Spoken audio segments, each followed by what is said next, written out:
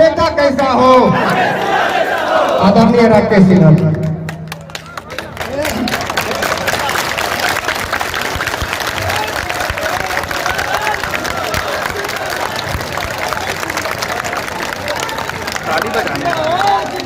ताली बजाने वाले हैं। आज के इस कार्यक्रम के अध्यक्ष राजीव रंजन जी, बेगूसराय भारतीय जनता पार्टी के यशस्वी अध्यक्ष, मेरे अभिभावक समान माननीय राजकिशोर जी, और जिनके निर्देशन और एक तरह से पालक अधिकारी के रूप में जो मेरे साथ हैं, माननीय लल्लू बाबू, इस जिले के सम्मानित विधान पार्षद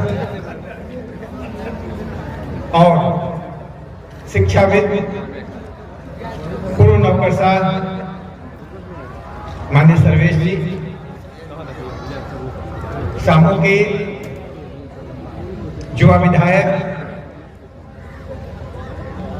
जिन्होंने अपने भाषण में समन्वय की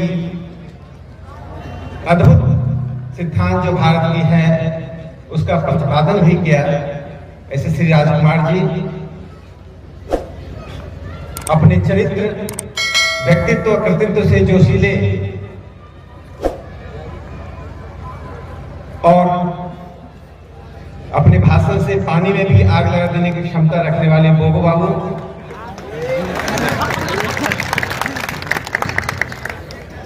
माननीय सुरेंद्र पासवान जी, वनवासी कल्याण आश्रम के जिला संयोजक श्री शंभू जी,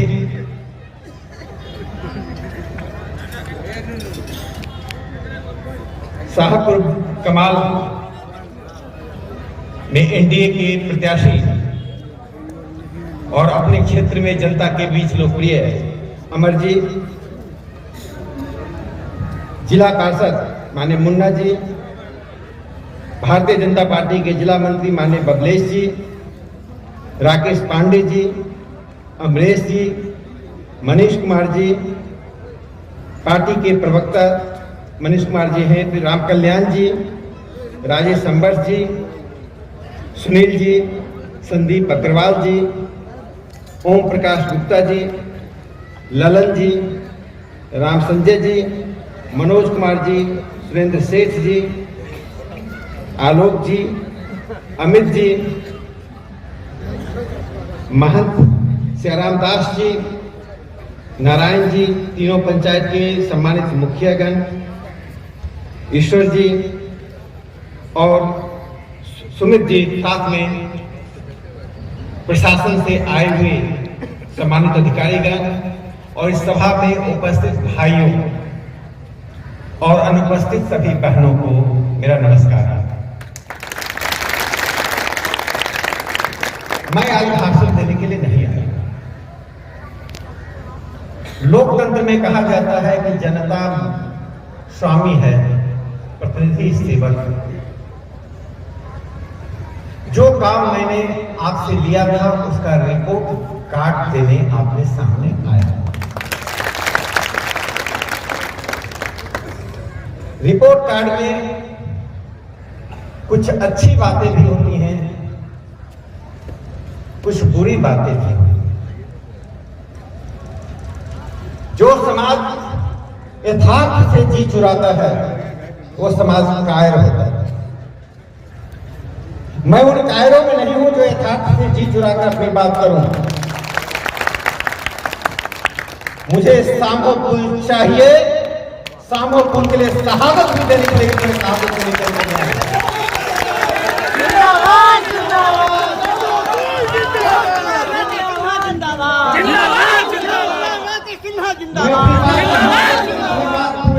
आरंभ करने से पहले उन लोगों को मैं आगाह कर देना चाहता हूं जो सामो पुल के रास्ते में रुकावट बने हुए, उनको बेगूसराय से लेकर नई दिल्ली तक में छोड़ने वाला नहीं है।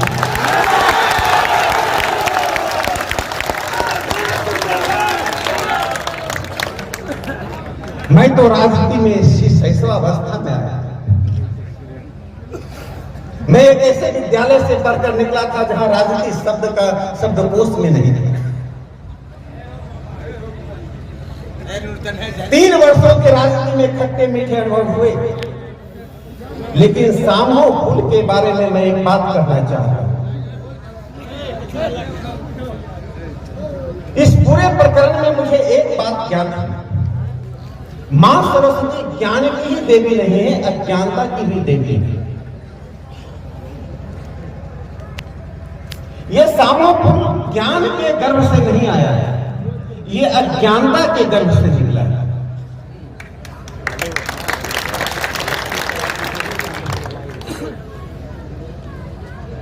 तो 2019 के लोकसभा चुनाव में मैं मंच पर था। मंच पर जाने और माला पहनने की मेरी ना आदत थी, ना है, भगवान करे आगे नहीं रहे। मंच पर प्रत्याशी माननीय गिरिराज जी के बोलने से पूर्व मुझे बोलना था और मुझसे पूर्व बोगो बाबू को बोलना था।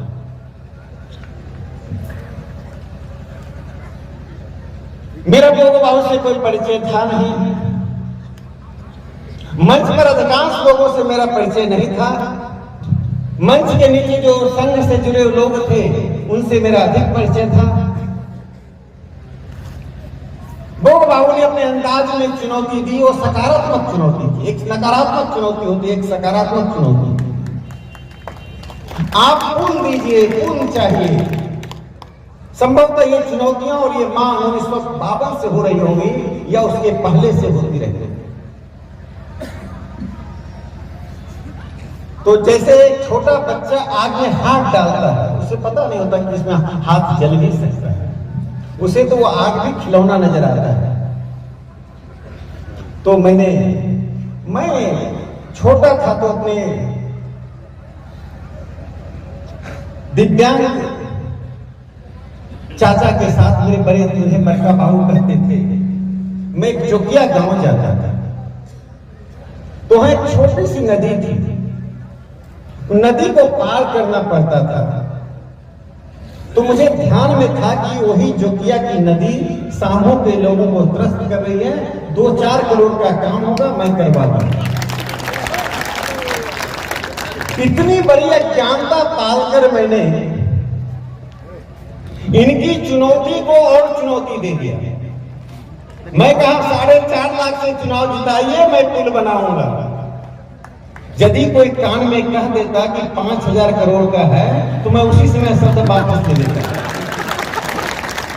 तो मैंने कहा ये पुल अज्ञानता के कोख से निकली हुई वो आवाज है, जिस आवाज के पीछे पीढ़ियों से हिंदुस्तान के लोग लॉर्ड कर्जन से लेकर नेहरूवादी शासन तक अपने जायज मांगों के लिए,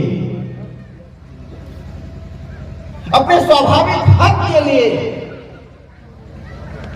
राजनीति के इर्द गिर्द घूमते रहते थे। एक छलावे के बाद दूसरा छलावा होता था।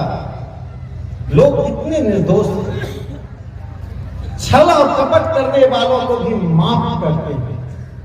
हर 5 साल में छली और कपटी आता है और आप उसे माफ करते हैं, फिर उस आशा से कोई तो आगे आएगा। इसलिए यह पुल की जो मांग थी मैं उससे अवगत नहीं था। इस पुल से जो समस्या थी उसकी मेरी जानकारी नहीं थी।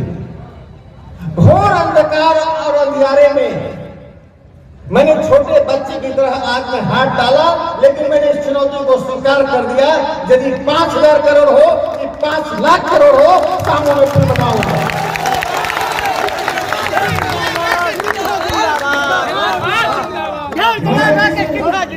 संस्था से प्रेरणा लेता हूं, जिस संस्था का पात्र हूं वो पात्रता देती है। उसके संस्थापक परम परमहंस डॉक्टर हेडगेवार जी कहते थे, याची देही याची चोला। ये मराठी की उक्ति है। इन्हीं आंखों के सामने इसी शरीर से काम को पूरा करना। और लल्लू बाबू ने कहा कि मैं अपनी आयु में इस पुल से यात्रा करना चाहता हूं। मैं लल्लू बाबू को कहूंगा कि सामो में पुल ही नहीं, हवाई अड्डा भी बनेगा।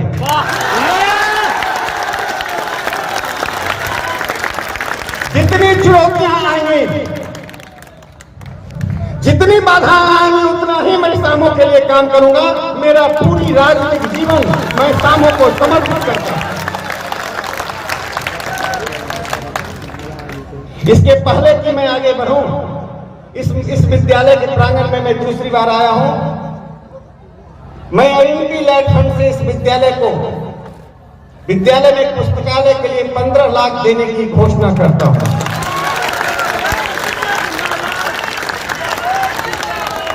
अब मैं अपनी रिपोर्ट कार्ड आपको पढ़कर सुनाता हूं। रंजीत जी मेरे बहुत अच्छे मित्र हैं। ऐसा कोई दिन नहीं होता है जिनसे मेरी बात नहीं होती है। इनकी मां से नहीं मिला, लेकिन फोन पे ही मैंने इनकी मां को चरण स्पर्श किया। जैसे सर्वेश जी हैं, विधान परिषद में जाने से पहले इन्होंने कहा था कि सिमरिया का कल्याण होना चाहिए, सिमरिया हरिद्वार और काशी की तरह बने। और विधान परिषद में आते ही उन्होंने उठा लिया। जब मुझे उन्होंने कहा तो मैं कहा, इस कार्य के दुल्हा आप हैं, हम सब बारात हैं। जो भी कष्ट होगा, जो भी करना होगा, गिलहरी की तरह काम करना होगा, हम करेंगे, आप आगे बढ़ें। ये राजनीति की प्रतिस्पर्धा होगी जिसमें एक दूसरे से कदम आगे जनता के लिए रखना पड़ता है। लेकिन राजनीति की प्रतिस्पर्धा यदि प्रतिद्वंदिता में बदल जाए, जो हम में से किसी में आज नहीं है। राजकुमार जी वही को बात कह रहे हैं जो गोगो बाबू बोल रहे हैं। दोनों प्रत्याशी थे। लोकतंत्र में जीत हार होती है। अब दोनों की जुबान से, दोनों के मन से वही बात आ रही है। राजकिशोर जी सदन में नहीं है, लेकिन सामो में क्या हो रहा है, सामो की प्रगति क्या है, हम हर सप्ताह उनसे बात करते हैं। शंभू जी राजनीति में नहीं है, हर दिन सामो के बारे में छोटी छोटी जानकारियां लेना, उस पुल की कठिनाइयों को बताना। मित्रों, मैंने आपसे वादा करने के बाद राज्यसभा में इसको प्रश्न के रूप में रखा, बाद में विशेष उल्लेख के रूप में रखा। लेकिन यह तो सिर्फ एक कर्मकांड है। हर सांसद को प्रश्न पूछना, विशेष उल्लेख करना एक अधिकार होता है, वो अधिकार और कर्तव्य होता है, लेकिन वो हम समाधान नहीं है। मैं आपकी मांग का एक पत्र बनाकर मंत्री जी के पास गया, माननीय गडकरी जी के पास। जब मैं पत्र लेकर गया तो अधिकारियों से घिरे थे, सकारात्मक सोच के मंत्री हैं। यशस्वी प्रधानमंत्री माननीय नरेंद्र मोदी जी ने जिस प्रकार से देश में इंफ्रास्ट्रक्चर विकसित हो और देश के हर कोने में नेशनल हाईवे, पुल और सुरंग बने, जिन्होंने एक मीरा उठाया है हिंदुस्तान की तकदीर को, हिंदुस्तान की तस्वीर को बदल देने के, ऐसे प्रधानमंत्री जी के नेतृत्व में काम करने वाले गडकरी जी के पास जब मैं पहुंचा था, और जो मुझे भय दिखाया गया था कि 100 सालों से पूरा नहीं हुआ, यह आपने गलत वादा कर लिया, काम नहीं हुआ। लेकिन मेरा साथ देने के लिए लल्लू बाबू यहां दिन रात उन चीजों को निकालने में काम कर रहे थे कि कैसे यह संभव हो। बाधा हम और आप नहीं, बाधा परिस्थितियां थी। एक तरफ सिमरिया का पुल, दूसरी तरफ मुंगेर का पुल, तो फिर बीच में कितना सरकार पुल देगी? हर 5 किलोमीटर पर लोग पुल मांगेंगे तो सरकार कहां से देगी? सरकार की एक नीति बनेगी, 25 किलोमीटर इधर या 25 किलोमीटर उधर कोई पुल है तो हम नया पुल नहीं देंगे। जब मैं मंत्री जी के पास गया तो मंत्री जी ने कहा, अब एक अधिकारी से इनसे बात कीजिए, यदि संभव है तो हाँ कहिए, नहीं तो ना करके ये बार बार मेरे पास आते हैं, हाँ या ना में तो जवाब दें। अधिकारी ने कहा ये संभव नहीं है, मैं लौट गया। फिर कुछ दिनों तक चीजों को वासी होने दिया, फिर मंत्री जी को मैंने पत्र लिखा, फिर पहुंचे। फिर उन्होंने पांडे जी नामक अधिकारी को मेरे साथ लगाया। उनके कमरे में भीड़ थी, सारे सांसद अपने अपने काम को लेकर आए हुए थे। मैंने पांडे जी से अनुनय विनय किया। अनुनय विनय मैं जिस भाषा में, जिस भाव से कर सकता था, अनुनय विनय करते समय बार बार अपनी जो मां मुझे छोड़कर चली गई थी वो याद कर रहा था कि मां मुझे मदद कर। सार्वजनिक जीवन में मैंने पहली कसम खाई है, गलती से ही लेकिन गलत कसम खाई है, मैं जनता के सामने क्या मुंह दिखाने जाऊं? फिर जनता पूछेगी तुमने क्यों कसम खाया, तुमने क्यों वादा किया था? यदि तुम्हें अज्ञानता थी तो इस अज्ञानता को लेकर तुम राजनीति के शिखर पर क्यों पहुंचे? तुम राजनीति से वापस आ जाओ। इसके पहले ही जनता कहे मैं सोच लिया था कि मैं वापस आ जाऊं। पांडे जी ने कहा कि आपकी सारी दलीलें ठीक हैं, लेकिन मुझे लगता है पुल नहीं बनेगा। मुझे लल्लू बाबू ने सारी रचनाएं समझाई थी, लेकिन मैं समझ नहीं पाया। मुझे शंभू जी कह रहे थे कि आप इतने भावुक सारी बातें क्यों कह देते हैं? मैं प्रेस कॉन्फ्रेंस में कह दिया कि काली खान में मुझे छोड़ दीजिए, बेगूसराय में मैं भटक जाऊंगा। यह देश महात्मा गांधी, सच बोलकर उस व्यक्ति ने साम्राज्यवाद को हिला कर रख दिया। सच में इतनी ताकत होती है कि बड़े बड़े चट्टानों को चीर कर सत्य की रेखा बाहर निकल जाती है। मुझे लल्लू बाबू के द्वारा समझाई गई बातें ठीक से मैं रख नहीं पाया। मैं नर्वस हो रहा था, ऐसा लग रहा था कि क्या हो। आज यदि कह दिया नहीं तो फिर मैं पत्र लिखूंगा, पत्र भी स्वीकार नहीं होगा। मैंने 3-4 लोगों को फोन लगाया, जो लोग रोज फोन उठाते थे उन्होंने फोन नहीं उठाया। बस उस अधिकारी के पास समय नहीं था, मंत्री जी बैठे हुए थे, 2 मिनट में फैसला होना था। लल्लू बाबू एक बार में फोन उठाते नहीं। अंतिम प्राथमिकता में लल्लू बाबू ही थे। मैंने भगवान का नाम लेकर इनको फोन लगाया कि शायद उठा लें, और उस दिन क्या हुआ, 1 घंटी बजी, इन्होंने उठा लिया। मैंने उस अधिकारी से कहा देखिए मैं समझा नहीं पा रहा हूं, इनसे आप समझ लीजिए। उन्होंने कहा मैं किसी निजी व्यक्ति से बात नहीं करूंगा। मैं कहा मैं एक सांसद हूं कि मैं आपका पांव छूता हूं, आप इनका कहते इसे, क्योंकि इसके पहले जब उन्होंने कहा ये नहीं बनेगा तो मेरी आंखों से 2 बूंद पानी उनके पेपर पर आया। उन्होंने कहा कि आप सांसद हैं, आप इतने कमजोर क्यों हैं? मैं कहा मैं सांसद नहीं, मैं निरीह मजबूत जनता को जिस व्यवस्था ने निरीह बना दिया, धनवान किसान को व्यवस्था ने जैसे निर्धन बना दिया, उसका प्रतिनिधि बनकर मैं आज आपके सामने हूं। इसलिए मेरी आंखों से आंसू थी। उन 2 बूंद के आंसू ने उस अधिकारी को द्रवित किया। उनको लगा शायद नया सांसद है, राजनीति में नया है, और लल्लू बाबू से उसने बात करना स्वीकार कर दिया। फिर लल्लू बाबू ने उसे सामो पुल का वो चित्र दिया कि बिहार से बंगाल, बिहार से उड़ीसा और बिहार से झारखंड की दूरी 79 से 76 किलोमीटर से लेकर 79 किलोमीटर तक कम है।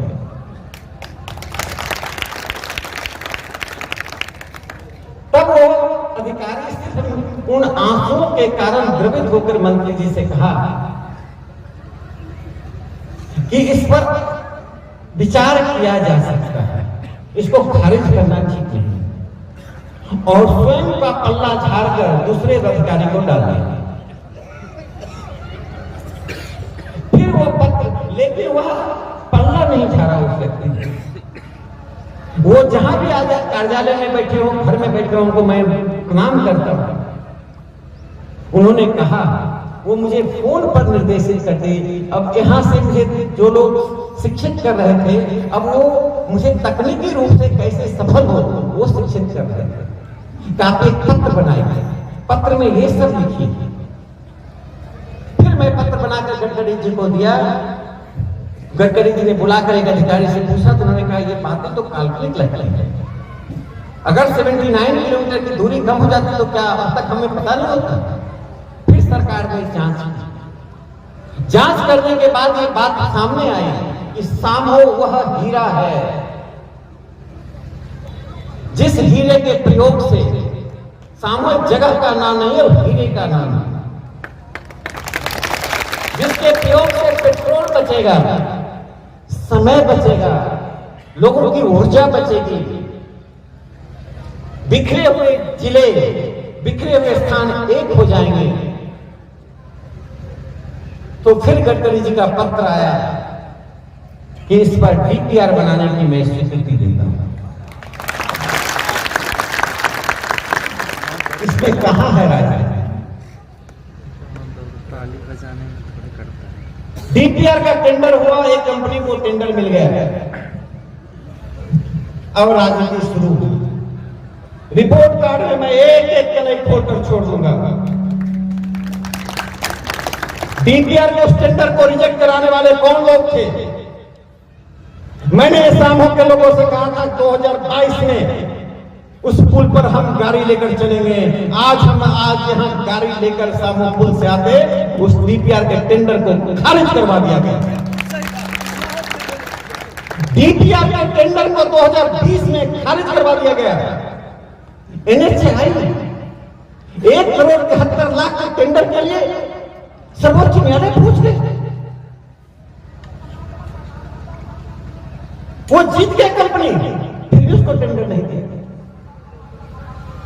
मैंने जीवन में कसम खाया है, कफन का पैसा नहीं होगा तब भी मैं किसी बड़े व्यापारी से, किसी कंपनी से मैं बात नहीं करूंगा।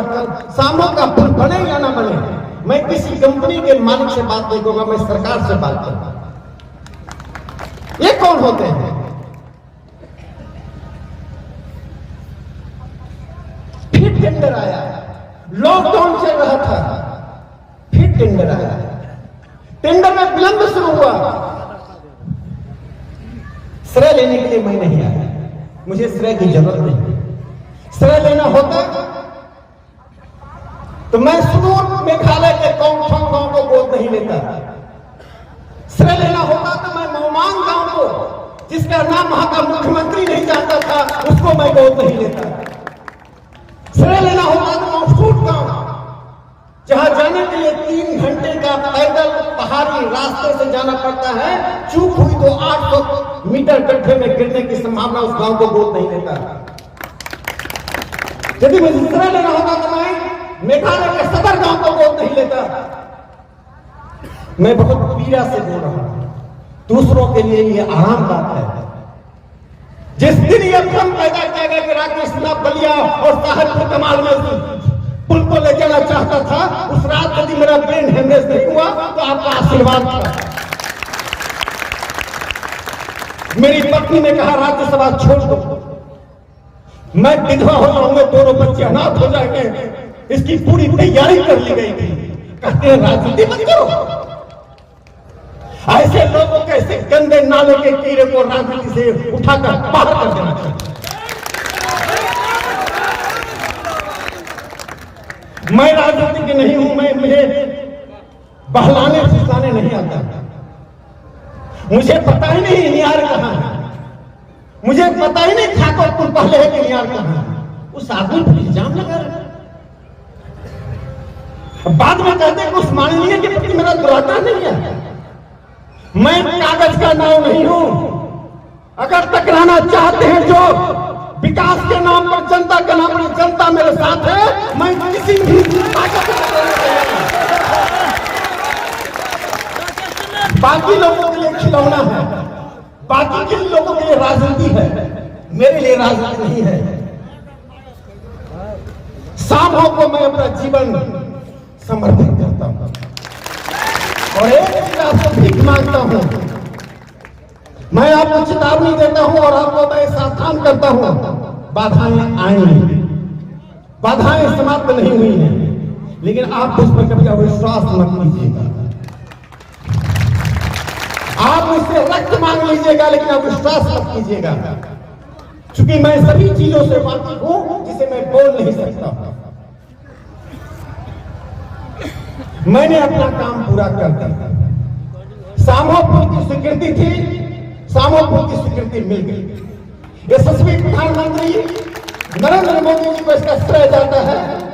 यदि माननीय नरेंद्र मोदी जी प्रधानमंत्री नहीं होते तो एक नहीं 1000 राकेश सिन्हा इस सामोपुर का की मांग करता, पूरा नहीं हो पाता।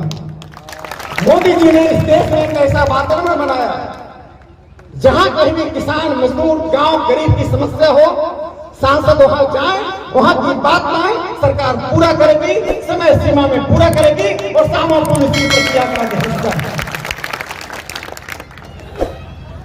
मैं चुनाव लड़ने वाला एक कीड़ा नहीं हूं। मुझे मालूम नहीं 2024 के बाद मैं पुस्तकालय में रहूंगा कि सड़क पे रहूंगा,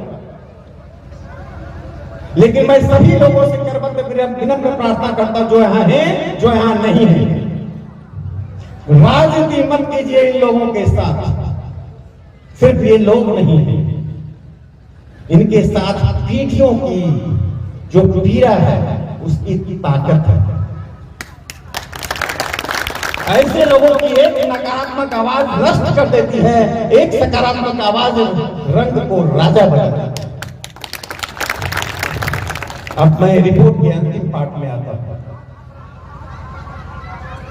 तकनीकी रूप से जो शुद्ध हो और जो सामों की जनता के लिए उपयुक्त हो, वो वही ऑप्शन स्वीकार हो, यह उस दिन कहा गया।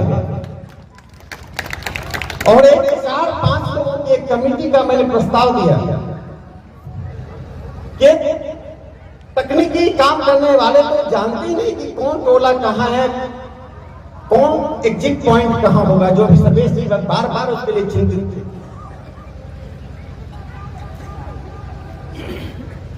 उस तकनीकी टीम के साथ कल मैं जिलाधीश जी से निवेदन किया और बहुत ही सकारात्मक सोच के जिलाधीश जी ने उसे स्वीकार कर लिया।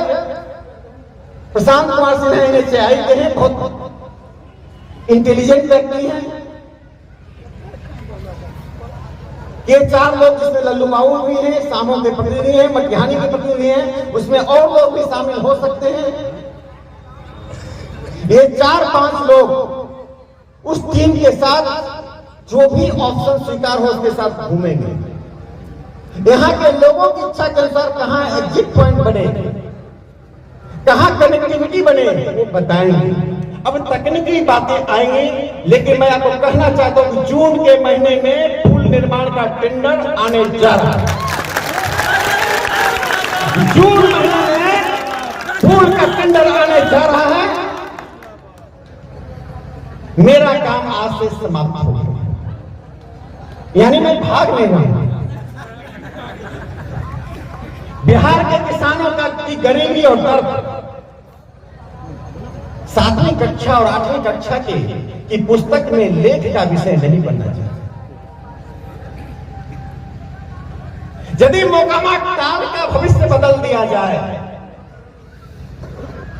यदि दियारा शब्द को हटा दिया जाए, यदि चौर शब्द को हटा दिया जाए, जिसे मैंने राज्यसभा में उठाया, और हिंदुस्तान के अर्थशास्त्रियों को यही नहीं मालूम चौर क्या है। एक दिन दिल्ली की संस्था में मुझे बुलाएगा किसी पुस्तक विमोचन में। मैंने पूछा, उसमें हमारे अर्थशास्त्री NK सिंह जी भी हैं, बहुत विद्वान व्यक्ति हैं। मैंने कहा चौर क्या है, कौन बता सकते हैं? मंच पर बैठा व्यक्ति नहीं बता पाया। मैं कहा हिंदुस्तान के किसानों का दुर्भाग्य है कि उसकी नीतियां वे बनाते हैं जिनको चौर और दियारा शब्द का मतलब मालूम है।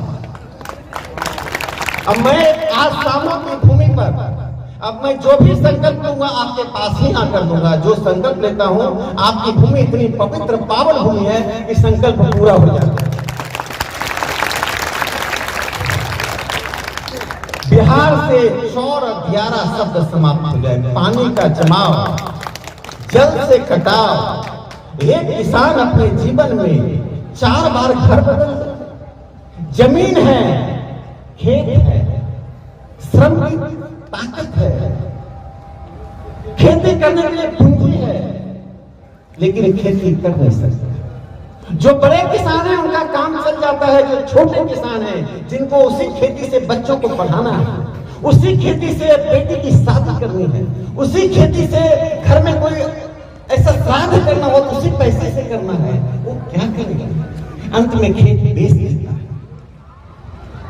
दुनिया का सबसे बड़ा टाल क्षेत्र बिहार में है। हर बार बाढ़ आती है, राजनेता कुछ बांटने के लिए आ जाते हैं। मैं कहा बाढ़ के समय में आप सक्रिय रहे या ना रहे, लोग अपना इंतजाम कर लेते हैं। बैलों को हटाते हैं, जानवरों को हटाते हैं, परिवार के लोगों को हटाते हैं, फिर स्वयं हटते हैं। अरे राजनीति इतनी क्रूरता हो में है कि आपको दर्द नहीं दिखाई पड़ रहा। तो मैं अब दियारा और चौर को समाप्त करने के लिए बिहार में अभियान चलाने जा रहा हूं। अभियान नेतागिरी करने के लिए नहीं, अभियान जनता की बाधा को दूर करने के लिए। जब प्रकाश नारायण संसद में नहीं आए, विधानसभा लोकसभा के दहलीज को नहीं देखा, विनोबा भावे जानते नहीं थे कि सरपंच का कार्यालय या प्रधानमंत्री का कार्यालय कैसा होता है। पंडित दीनदयाल उपाध्याय चुनाव लड़ने गए, जनसंघ की सीट थी, उन्होंने कहा जाति के आधार पर वोट मत दो। स्वजातीय लोग नाराज हो गए, चुनाव हार गए। उन्होंने कहा जनसंघ जीत गई, दीनदयाल हार गए। मैं तो उस पाठशाला का विद्यार्थी हूं जिस पाठशाला में पंडित दीनदयाल उपाध्याय, जयप्रकाश नारायण और विनोबा भावे रहे। वही मेरा लक्ष्य है, वही मेरी नियति है, वही मेरी नियत है। इसे साफ और स्पष्ट शब्दों में कहना चाहता हूं, सामोपुर तो बनेगा ही, बन ही रहा है। अब स्थानीय बातें कमेटी तय करेंगे। ईश्वर से इतनी ही प्रार्थना है कि कोई रुकावट नहीं आए। उसके लिए यज्ञ करें, हवन करें, भगवान से प्रार्थना करें। मैं तो कर ही रहा हूं, मैं आपके साथ था, हूं, रहूंगा। अंत में मृत्यु के बाद तो मेरा पार्थिव शरीर यही सिमरिया में ही आना। तो आपको छल करके मैं कहां जाऊंगा? आपसे श्रेय लेकर और मैं कहां जाऊंगा? इससे अधिक श्रेय क्या हो सकता है? तो श्रेय की लड़ाई नहीं, श्रेय शब्द को आज हम दफना देते हैं। राजनीति करने वालों को अपनी राजनीति दफना दिए। मैं कोई राजनीति का हिस्सा नहीं हूं, न था। मैं तो उसको एक पोस्टमैन हूं। आपकी चिट्ठी को मंत्री तक पहुंचाया, मंत्री की चिट्ठी को आप तक पहुंचाया। मेरी भूमिका सिर्फ डाकिया की है सामो पुल बनाने में, और डाकिया की भूमिका में मैं काम करता रहूंगा। आपका पुल बनेगा, मैं सामो में आकर आपके साथ आनंद मनाऊंगा। इसी स्नेही शब्दों के साथ मैं 2 पंक्तियां बोलता हूं। अब हवा ही करेगी रोशनी का फैसला, अब हवा ही करेगी रोशनी का फैसला। जिस दिए में जान होगी वही दिया जलेगा। राकेश सिन्हा जिंदाबाद, राकेश सिन्हा जिंदाबाद, बेगूसराय का लाल जिंदाबाद, राकेश सिन्हा जिंदाबाद। सामो का नेता कैसा हो, सामो का नेता कैसा हो। बहुत बहुत धन्यवाद।